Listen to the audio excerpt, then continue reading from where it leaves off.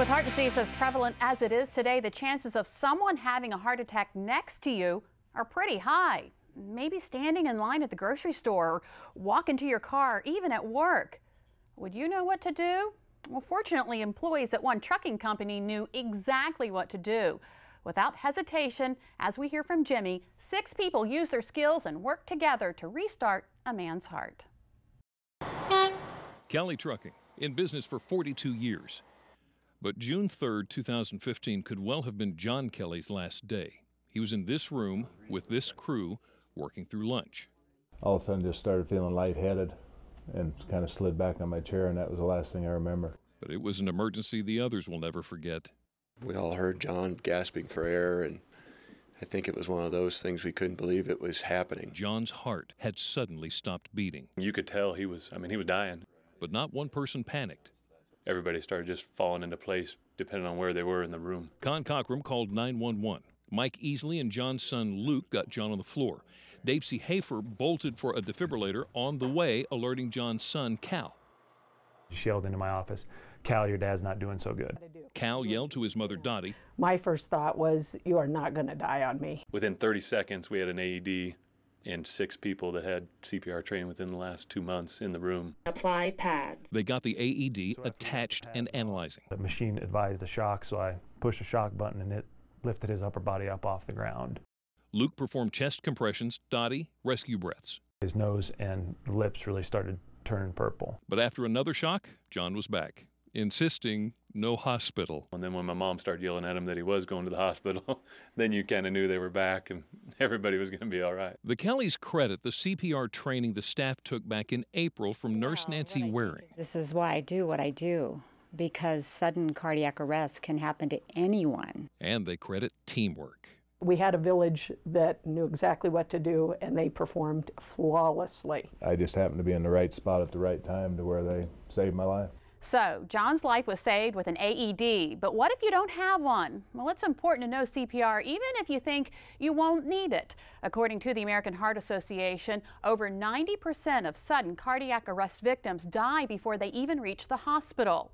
And statistics prove that if more people knew CPR, more lives could be saved. In fact, immediate CPR can double, even triple a victim's chance of survival. That's why it's so crucial to know exactly what to do. And joining us today to show us how to perform CPR is Andrew Vickers, a paramedic with Sussex County Emergency Medical Services and CPR instructor with Rescue One. Andrew, thank you so much for joining us. Now, we're on the floor here because when it comes to CPR, you want to put your victim on the floor. You want them on a nice, hard, flat surface to start. Okay, so people take courses in CPR, but people who haven't, what's the one thing they need to know about it?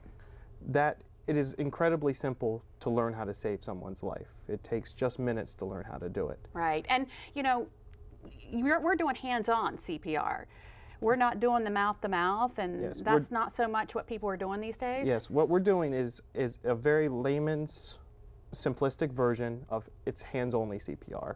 So what American Heart Association has done is they've taken away the mouth-to-mouth component, because what they found was that mouth-to-mouth component of CPR was driving people away from actually doing CPR. Okay. They thought it was a little gross, so they wouldn't do anything at all. Okay, so how would you know that someone is in cardiac arrest and you need to administer CPR? So if you find somebody that's in distress and collapses, most likely they're going to be unresponsive. They will be unresponsive, and they'll have either gasping or no respirations whatsoever. They won't be breathing. Okay, all right. So what's the first thing we should do?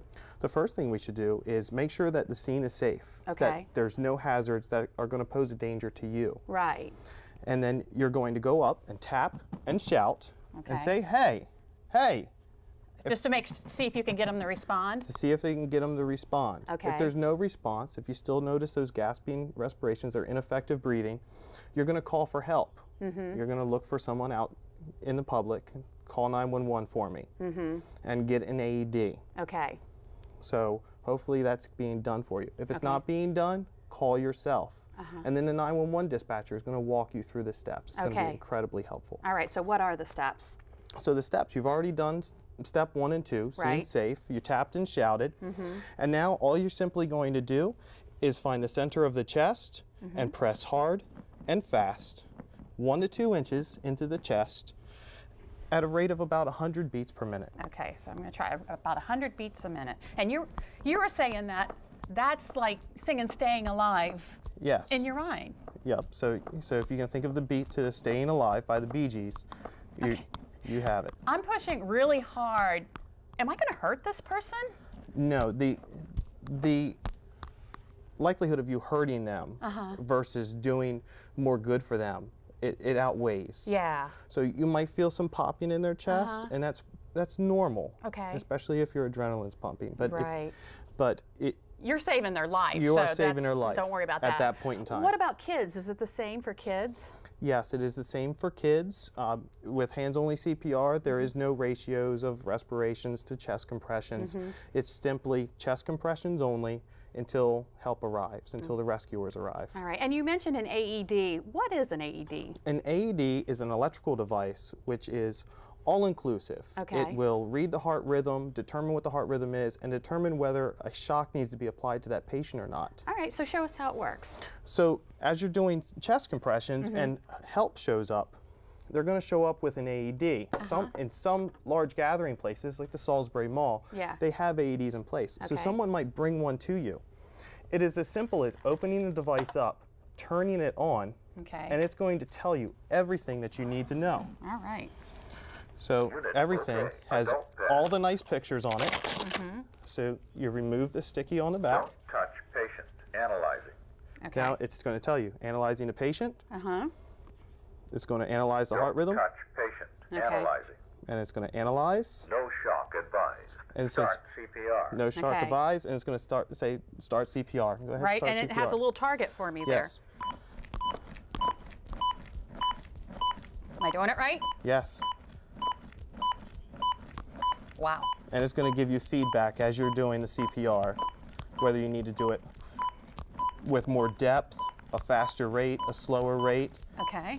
And it'll actually count down for you, because every 2 minutes you need to stop, reassess the patient, and determine whether a shock needs to be delivered or not. That is amazing. So So simple. Yes, it'll Andrew, do all that for you. Thank you so much. Oh, thank you for Good having advice. me. And if you would like to learn more about CPR, visit our website, wboc.com, and click on our picture at the top of the page. CPR is something everyone should know because you just never know when you'll need it. Something else that can strike at any time: pain in your teeth when you bite into something cold. Still ahead on Delmarva Life, tooth sensitivity can turn a sweet treat, like ice cream, into a painful experience. Find out what causes it and why the problem may not be in your mouth.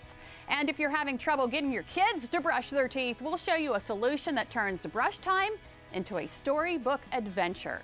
Delmarva Life, we'll be right back.